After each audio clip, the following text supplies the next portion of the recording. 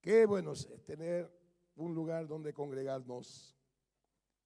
Qué bueno poder verles. Doy gracias que hayan venido. Yo sé que salir de la casa con esta lluvia que cae no es fácil, y más todavía con el fresco.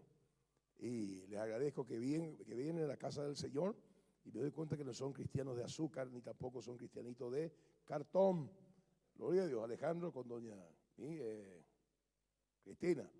Me da gusto ver a todos ustedes. Qué bueno. Vamos al tema que estamos desarrollando. Este es un material que está en pantalla. Eso yo le recomiendo que usted lleve. Sale 20.000 guaraníes. Es un material que habla de la redención. De la redención. Las 4 etapas de la redención. Y la redención es una doctrina fundamental de la fe cristiana. ¿Qué es doctrina? Conjunto de verdades. Esa verdad de la redención lo encontramos en Génesis capítulo 1, va a través de todo el Pentateuco, los primeros 5 libros de la Biblia. Va a través de los 17 libros, 12 libros históricos, se encuentra la palabra liberación y los cuadros de redención, la que hizo Dios para con su pueblo y las personas uno entre sí, la tierra, etcétera, etcétera, los bienes, la redención. Encontramos la palabra redención en los libros sapienciales, es decir, Salmos, Job, Cantar de los Cantares, Proverbios, Eclesiastés, etcétera. Encontramos la palabra redención en los 17 libros proféticos, en los 39 libros del Antiguo Testamento. Encontramos la palabra redención en los 4 evangelios. Encontramos la palabra redención en el libro de los Hechos, que es un eje, un puente que nos conecta a las iglesias que fundó Pablo, a las cartas paulinas y a las cartas pastorales. Ahí encontramos la palabra redención. Y al final de la Biblia, el libro del Apocalipsis, encontramos la palabra redención. El hombre es redimido, la tierra es redimida y el impostor es arrojado al lago de fuego para siempre jamás por el Redentor. Entonces la doctrina de la redención es importantísimo que usted y yo entendamos, comprendamos, la prediquemos. Por eso que este material le recomiendo, porque está ilustrado y le va a ayudar a entender las 4 etapas de la redención. Hoy vamos a estar hablando de la tercera etapa. Querido Padre, nadie puede hablar de tu palabra a no ser que tú llames y le des la gracia y la unción para hacerlo. Espíritu Santo, yo soy un cable que procura no estar sulfatado para poder ser un instrumento eficaz en tus manos. Gracias, papá, por haberme dado el privilegio de estudiar tu palabra, de entender tu palabra y enseñar a tu pueblo estas verdades que tienen peso eterno. Y te ruego, papá, que en esta noche nosotros podamos amar mucho más lo que Cristo hizo en el Calvario y entender lo que significa la redención, esta doctrina, esta enseñanza que encontramos en los 66 libros de esta biblioteca llamada la Biblia. Y abrimos el corazón para recibir tu palabra. Y el pueblo dice, amén. La palabra redención lleva la idea de rescate. Otro sinónimo de la palabra redención es liberación. Otra idea de la palabra redención es separar o santificar. La palabra santificar en el griego, kados, es separar. Entonces, para que haya liberación, haya separación, en este caso separación del mal de tu alma, de tu espíritu, de tu cuerpo y del medio ambiente, y haya liberación, para que ocurra la redención en el contexto y en el marco bíblico, tuvo que haber habido un precio previo, un pago previo para que seas libre. Ese precio fue la sangre poderosa de Jesús para libertarte del señorío de las tinieblas, para que tu espíritu, tu alma, tu cuerpo, porque eres tripartito, y la tierra que es del hombre que Dios le dio al hombre, que hoy está bajo la muerte, que está bajo Satanás, que está bajo maldición. Cristo en su segunda venida, como lo vamos a ver hoy, va a libertar la tierra de la maldición y nos va a devolver a nosotros esa tierra bendita, esa tierra que estuvo en el Edén antes de la caída de Adán y Eva. Una tierra que producía, una tierra donde estaba organizada y ordenado todo a la manera de Dios. Porque la tierra y el cielo era un todo. Muy bien. La palabra redención, ya entendemos. Esta doctrina, como habíamos hablado en esta mañana, el problema que hoy vemos, el divorcio, las matanzas, las guerras, el odio, las pandemias, las endemias, el hurto, etcétera, etcétera, todos los males, las drogas, el contrabando, los asesinatos. Eso es producto y la manifestación del mundo espiritual de la muerte.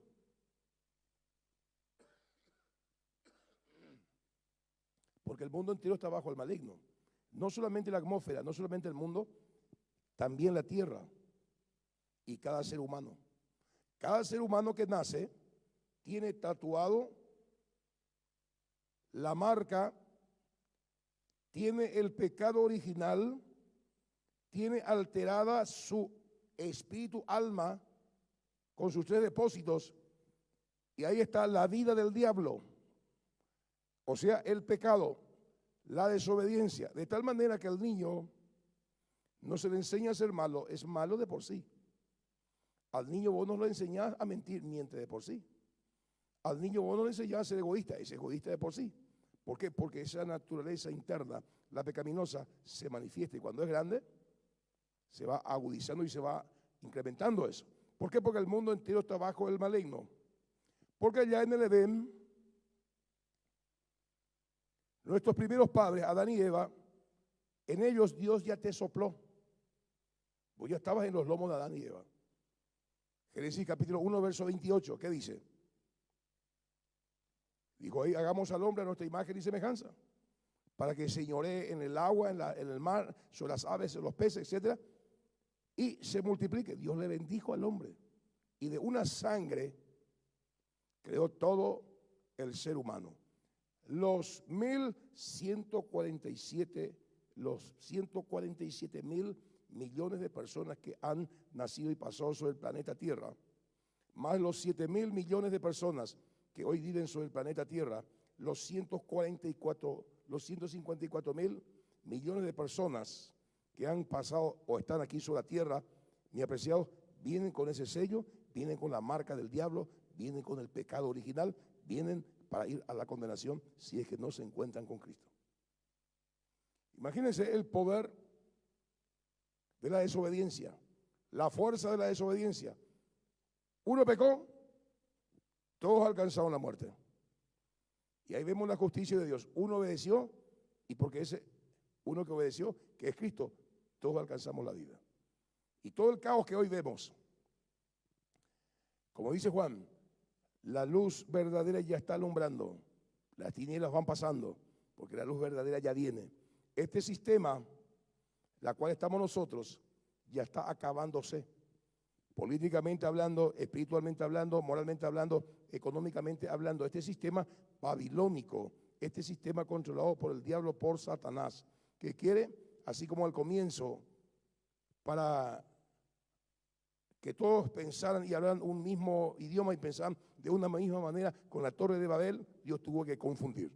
Se esparció el mundo. Hoy, con este asunto del nuevo orden mundial, están queriendo politizar, o sea, la política quiere unificar al mundo en una forma de política, de hacer política en términos económicos, en términos morales, en términos religiosos, etcétera, etcétera. El mundo está llegando nuevamente a ese punto, donde todo se va a unificar aparentemente, donde el hijo humano de Satanás va a estar gobernando aquí el planeta Tierra. Un solo gobierno, una sola religión. Estamos yéndonos a eso. Y estamos nosotros en esa generación. Todo lo que hoy vemos va a pasar.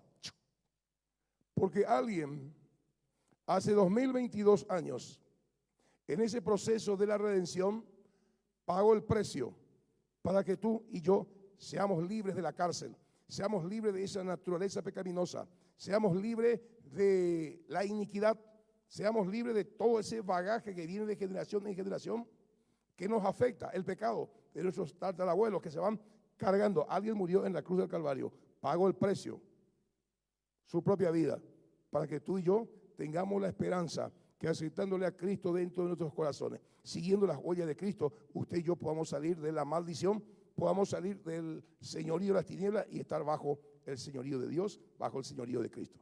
Hay esperanza para el hombre. ¿Está conmigo? Bueno, en ese marco, en ese contexto, mis apreciados, la primera venida de Cristo, como habíamos hablado en esta mañana, tuvo que ver con la liberación del hombre, tuvo que ver con quitarle al hombre de la potestad de las tinieblas, por eso él murió. ¿Y qué es lo que perdió en el Edén el ser humano? Su espíritu murió, su alma murió, su cuerpo murió y la tierra quedó anegada bajo la muerte. Porque muerte en el sentido bíblico es separarse. Y el hombre es tripartito. El hombre tiene un espíritu, tiene un alma con 3 depósitos y un cuerpo inmortal. Adán y Eva tenían un cuerpo inmortal, igualito al cuerpo de la gloria de la resurrección de Cristo. Pero el pecado hizo... ¿Se da cuenta usted lo terrible y lo ponzoñoso que es pecar y desobedecer la palabra? Un pequeño puntito de desobediencia te puede acarrear un mal demasiado grande, imparable. Es lo que pasó en el Edén. El punto es este: Dios es tripartito, es trino, tiene espíritu, alma y cuerpo. Dios es espíritu, tiene un alma, Jesús es el alma de Dios. Colosenses 1:15 dice, Él es la imagen del Dios invisible, el carácter del Dios invisible. Y el hombre tiene el carácter de Dios, la imagen de Dios, es decir, tiene un alma, es una persona, y para que se lo considere una persona tiene que tener intelecto, capacidad de pensar, emoción, capacidad de sentir, voluntad, capacidad de tomar decisiones. Es el hombre y vive en un cuerpo. ¿Qué pasó en el Edén? El espíritu del hombre estaba pegado al espíritu de Dios. El alma del hombre estaba pegada al alma de Dios, es decir, pegado a Cristo. ¿Y quién es Cristo? Poder y sabiduría de Dios. Jesús tenía un alma. Jesús tenía un pensamiento, tenía razonamiento. ¿Se acuerda usted que Adán y Eva no fueron al colegio? No leyeron enciclopedias, no leyeron libros, no se fueron a la facultad, pero le pusieron nombre a todos los animales. Sabían todo. ¿Por qué? Porque su mente estaba pegada a la mente de Cristo, al pensamiento de Cristo. Ellos se amaban y amaban todo lo que Dios creó. ¿Por qué? Porque sus emociones estaban pegadas a la emoción de Dios, porque Dios es amor. Y su voluntad, ellos hacían lo que Dios quería. Obedecían a Dios. ¿Por qué? Porque su voluntad estaba pegada a la voluntad de Dios. ¿Qué pasó en el Edén? Vino el diablo astutamente y le mató al hombre. Separó su espíritu del espíritu de Dios y el espíritu del hombre hoy está apagado, sin luz. Separó el alma del hombre del alma de Dios, separó de Cristo. Por eso que cuando dice el apóstol Pablo, aquel que le tiene a Cristo es un solo espíritu con él. Y ustedes tienen la mente de Cristo, dice. ¿Y cómo se tiene la mente de Cristo? Pedro dice, deseaba como niño recién nacido la leche espiritual no adulterada para que por ella crezcáis para salvación. Hay que leer la palabra, hay que renovar el espíritu de la mente. En el Edén, el diablo logró separar la voluntad del hombre de la voluntad de Dios. Por eso el hombre hoy está sin rumbo, sin norte, ama el pecado, practica el pecado, la desobediencia, se deleita en la desobediencia porque su alma está separada de Dios. Y su cuerpo va a recibir condenación, todo su ser, condenación, porque está separado de Dios. ¿Está conmigo? Entonces, ¿qué perdimos en el Edén? Perdimos el espíritu, comunión con Dios, el alma, comunión con Dios, el cuerpo, comunión con Dios, y la tierra quedó maldita por causa del hombre. Vea usted, en su casa, en el patio, usted planta un pasto lindo y sale yuyo. ¿Y dónde sale el yuyo? Ahí en su vereda. Usted carpió, cortó todo y sale otra vez yuyo. Hay más yuyo, hay más yuyales ahí en su patio atrás que cosas buenas. Porque la maldición está sobre el planeta Tierra. Cardos y espinos te va a producir. Y con el sudor de tu frente vas a traer el pan. Esa es la maldición que está sobre el planeta Tierra. Y alguien tuvo que venir a revertir todo eso. Cargó la maldición sobre sí. Cristo Jesús.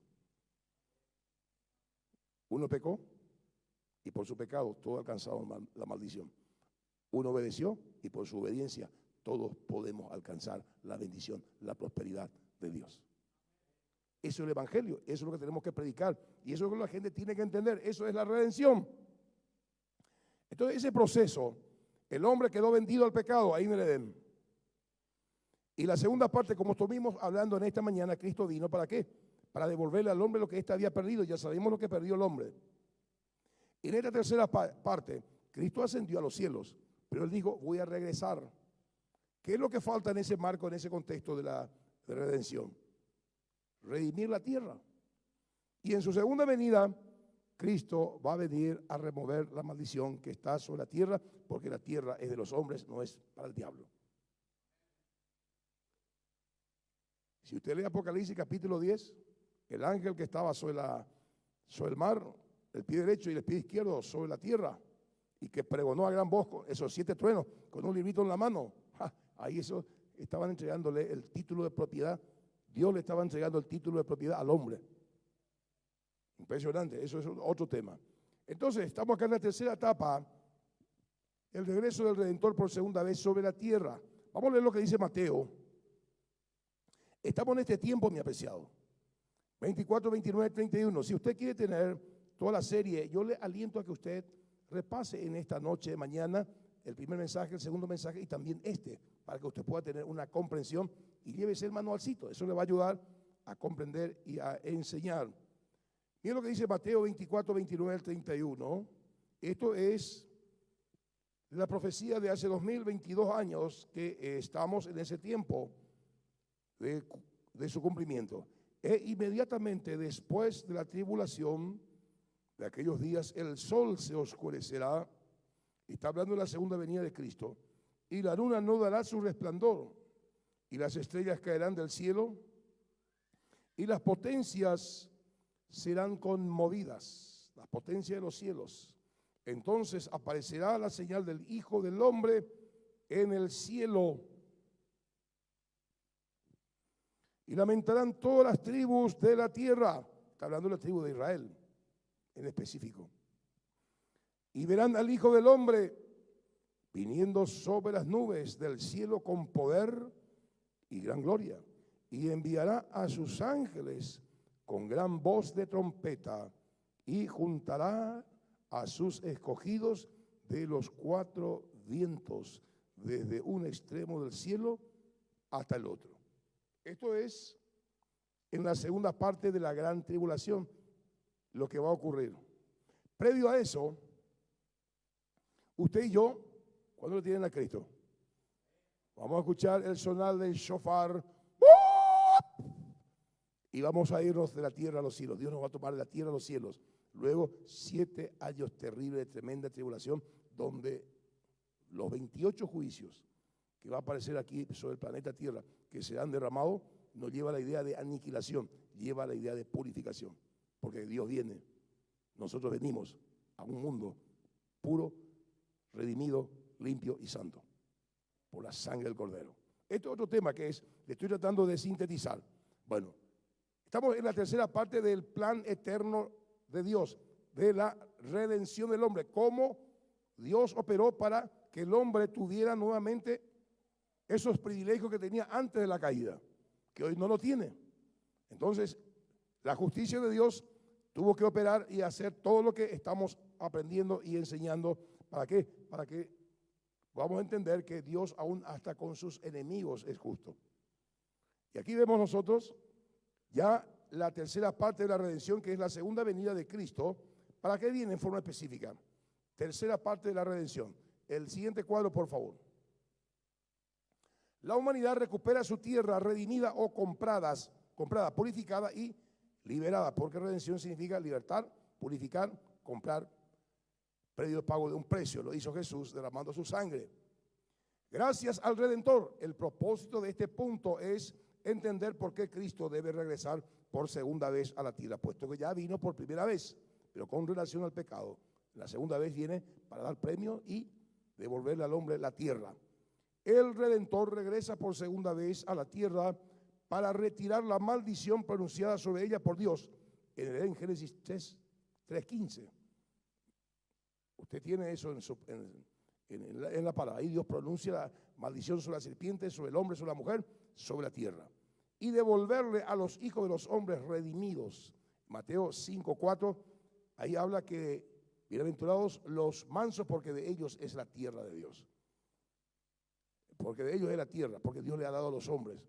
Esos son los que vamos a heredar, los mansos. Somos mansos, ¿por qué? Porque Cristo está dentro de nosotros. La mansedumbre de Cristo se refleja en nuestro carácter.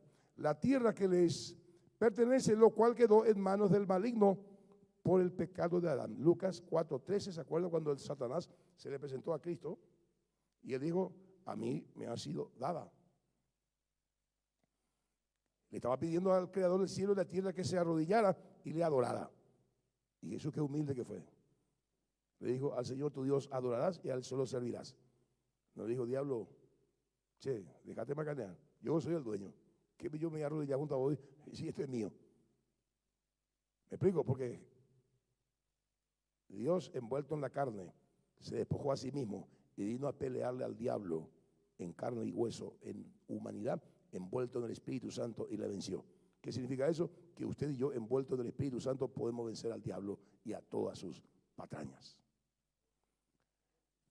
Los 28 juicios apocalípticos previos al regreso de Cristo, en los 7 años de tribulación, servirán para purificar todo lo que el pecado y la caída de Satanás contaminaron.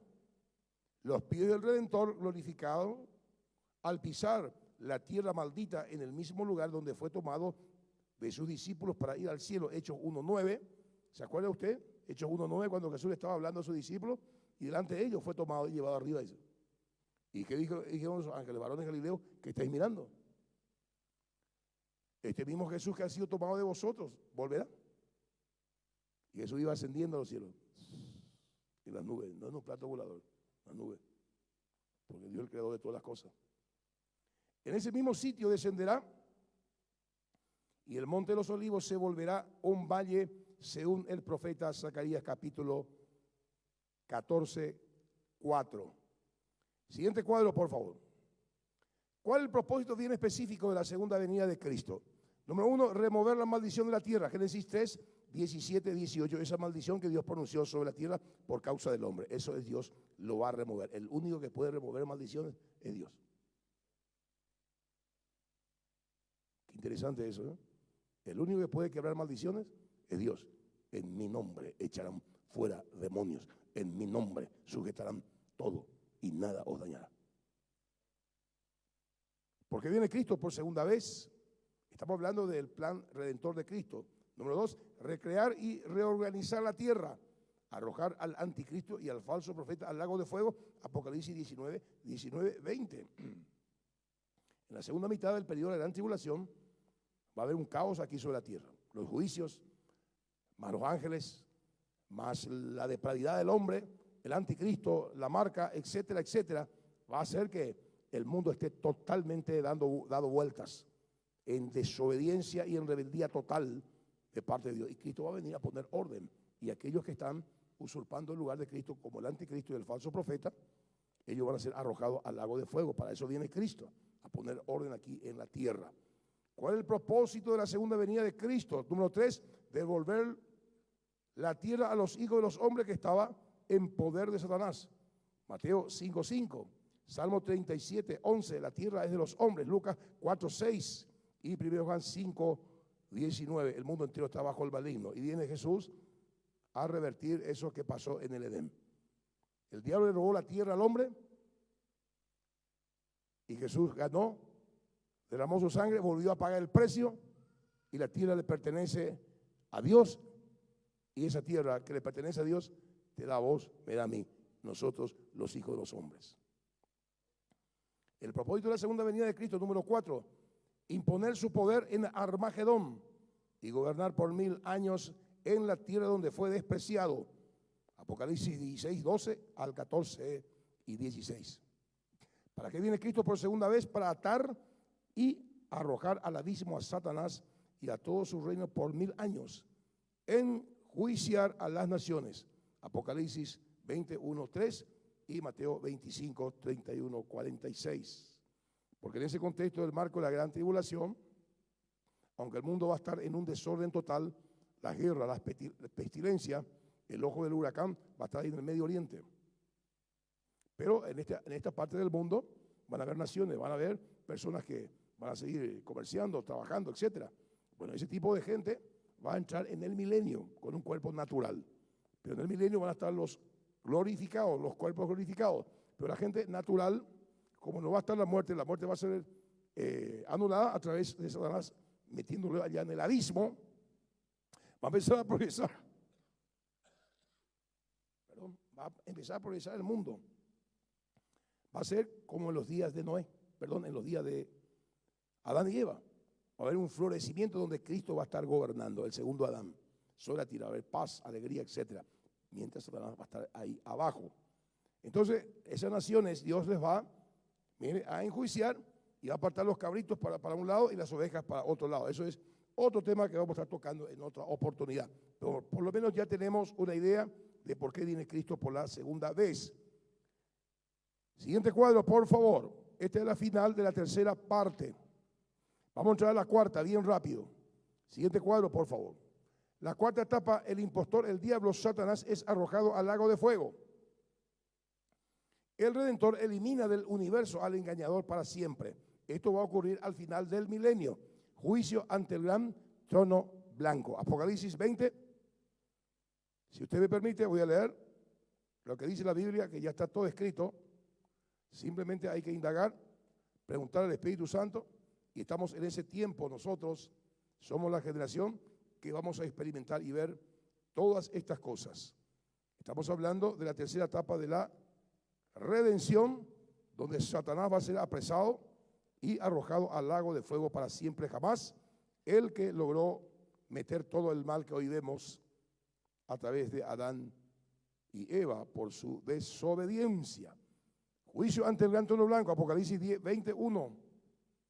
Y vi a un ángel que descendía del cielo con la llave del abismo y una gran cadena en la mano. Esto es cuando viene Cristo aquí sobre la tierra. Antes del inicio del milenio va a ocurrir esto. Y prendió al dragón, la serpiente antigua, que es el diablo y Satanás, y lo ató por 1000 años. Y lo arrojó al abismo, y lo encerró, y puso sus sellos sobre él, para que no engañase más a las naciones, hasta que se cumpliesen, hasta que fuesen cumplidos los 1000 años. Y después de esto debe ser desatado por un poco tiempo. Y vi tronos, dice Juan, y sentados sobre ellos los que recibieron facultad para juzgar. Y vi las almas de los decapitados por el anticristo, esto es, por causa del testimonio de Jesús y por la palabra de Dios, los que no habían adorado a la bestia ni a su imagen y que no recibieron la marca en sus frentes ni en sus manos, y vivieron y reinaron con Cristo 1000 años. Pero los otros muertos no volvieron a vivir. ¿Quiénes son los otros muertos? Hasta que se cumplieron los 1000 años, los impíos que están allá abajo. Esta es la primera resurrección. Bienaventurados y santos los que tienen parte en la primera resurrección, que es el rapto. La segunda muerte no tiene potestad sobre ellos, sino que serán sacerdotes de Dios y reinarán con él por 1000 años. Cuando los 1000 años, aquí estamos, La cuarta etapa de la redención. Cuando los mil años se cumplan, Satanás será suelto de su prisión que está en el abismo y saldrá a engañar a las naciones que están en los cuatro ángulos de la tierra, Agot y Amagot, a fin de reunirlos para la batalla en él, y el número de los cuales era como la arena del mar. Y subieron sobre la anchura de la tierra y rodearon el campamento de los santos y la ciudad amada que es Jerusalén, y de Dios descendió fuego del cielo y los consumió. Y el diablo, Satanás, que los engañaba, fue lanzado al lago de fuego y azufre, donde estará la bestia y el falso profeta, y serán atormentados día y noche por los siglos de los siglos de los siglos, siempre, jamás. Desaparece del escenario el impostor, el rebelde, que en la eternidad arrastró a la tercera parte de los ángeles, que en el Edén logró engañar a Adán y Eva, y por ese engaño todos morimos, todos fuimos separados por eso. El Calvario revertió aquello. Jesús, por su obediencia, derramó su sangre, con ello le devuelve al hombre, después de haber pagado el precio de su propia vida, todo lo que éste había perdido en el Edén. En su segunda venida le devuelve la tierra, porque en su primera venida ya reconcilió al hombre con Dios. En su segunda venida, la tierra con Dios, el hábitat del ser humano. Y ahí va a reinar el 1000 años con los seres humanos. Y al final del milenio, Satanás, que fue arrojado al abismo, va a ser quitado. ¿Para qué? Para engañar otra vez a las naciones. Y ahí Dios va a mostrar que no es el diablo tan malo, sino que en el corazón del ser humano no redimido está el mal, está la desobediencia, está la rebelión. Por eso el diablo va a venir a atizar lo que hay dentro de ellos. Por eso se va a levantar otra vez en el milenio donde está Cristo contra Jerusalén, contra su ungido, y va a venir fuego del cielo y Satanás va a ser atado, arrojado al lago de fuego para siempre, jamás. Ahí termina la cuarta etapa de la redención. Ahí termina todo el cronograma. Entre esas dispensaciones, entre ese proceso, hay cada detalle maravillosos que usted y yo tenemos que indagar para conocer en el nombre de Jesús todo eso. Siguiente cuadro, terminamos. Primera etapa de la redención, la caída del hombre. Aquí este cuadro que usted tiene en el manualcito, usted puede llevar después esto. Adán y Eva caen en el pecado. ¿Qué pasó ahí? ¿Qué perdió? Muerte en su espíritu, muerte en su alma, muerte en el cuerpo, muerte de la tierra, nuestro hábitat. La segunda etapa de la redención, la gracia divina, devolviendo al hombre lo que éste había perdido en el Edén. El propósito de su primera venida, la venida de Cristo, fue ¿qué? Redimir, salvar, comprar, liderar, libertar, perdonar a los seres humanos, pagar el rescate, 1 Pedro 1:18, ser nuestro sustituto, Isaías 53:5, librarnos del señorío de las tinieblas, Colosenses 1:13-14, y librarnos de la muerte y de la condenación eterna, Juan 3:16-18. La tercera etapa, que estamos nosotros en ese marco, en ese tiempo del plan de Dios, el regreso del Redentor por segunda vez sobre la tierra. El propósito de la segunda venida de Cristo es, número 1, remover la maldición de la tierra, que está sobre la tierra, la que se pronunció en Génesis 3:17-19. 2, recrear y reorganizar la tierra. 3, devolver a la tierra a los hijos de los hombres, que estaban en poder de Satanás, como dice Lucas 4:6, y Juan 5:19. 4, gobernar por 1000 años en la tierra donde fue despreciado. Y la cuarta etapa de la redención, el impostor, el diablo, Satanás, es arrojado al lago de fuego. El Redentor elimina del universo al engañador para siempre, jamás. Ahí usted tiene la maqueta del Génesis al Apocalipsis y todo el proceso de la redención. Cuarta etapa, siguiente cuadro, por favor. Condenación de Satanás. El engañador y usurpador es vencido por el Redentor. Satanás como ser tripartito, porque posee espíritu angelical, alma angelical y cuerpo espiritual. 1 Corintios 15, 44. Desaparece de la escena universal, siendo arrojado al lago de fuego. Apocalipsis 20:10. El que engaña a las naciones y engañó a nuestros primeros padres finalmente es apresado por 1000 años y luego recibe su sentencia judicial final, siendo arrojado al lago de fuego gracias a la obra de Cristo en el Calvario, donde lo despoja de todo poder y autoridad sobre la humanidad y la tierra, que es de los hijos de los hombres. Colosenses 2:15. Lo despojó y los exhibió públicamente. Conclusión.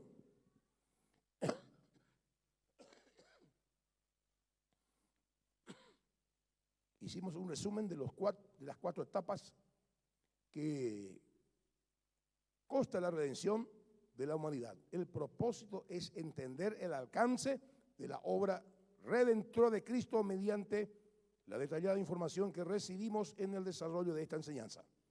Además, conocimos en qué consiste y cómo se da la redención en estas cuatro etapas del plan libertador de Dios para la humanidad del poder y señorío de las tinieblas. Colosenses 1, 13, 14. Librado del señorío de las tinieblas y trasladado al reino de su Hijo amado. Para valorar la tremenda gracia divina manifestada por el Padre en Cristo Jesús en la cruz del Calvario, es necesario conocer de su tremendo amor y poder. Debemos saber en qué consiste nuestra salvación, para valorar el precio legal pagado por el Hijo de Dios, para que recuperemos todo lo que habíamos perdido en el Edén, por el pecado de nuestros primeros padres. Efesios 2, 8, 10. Por gracia somos salvos por medio de la fe, y esto no es de hombres, sino es un don de Dios. Y de esta manera vivir agradecidos, cuidando nuestra salvación con temor y temblor, por comprender y valorar la gran bendición de estar registrado en el libro de la vida del Cordero. Apocalipsis 21, 27. ¿Está tu nombre inscrito en el libro de la vida? Siguiente cuadro. Final de la cuarta parte. El misterio de la gran redención. La doctrina de la gran redención, sintetizada en 4 etapas. Querido Padre, queremos darte gracias, porque aquí en tu casa aprendemos cosas que tienen que ver con lo eterno. Aquí no estamos jugando a la religión. Aquí estamos, Señor, valorando más en este tiempo donde tu regreso es inminente. Esta historia que está registrada de lo que pasó, de lo que está pasando y de lo que acontecerá. Tenemos el privilegio nosotros de entender y de comprender. Queremos darte gracias, papá, con todo el corazón.